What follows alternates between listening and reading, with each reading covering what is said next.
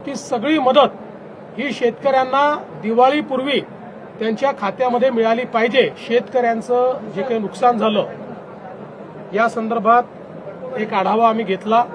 केवायसीचे जी काही अट होती ती शिथिल करून ॲग्रीस्टॅकच्या रेकॉर्ड प्रमाणेच हे पैसे देण्याचा आम्ही निर्णय घेतलेला आहे आणि त्या संदर्भातली कारवाई आम्ही सुरू केलेली आहे।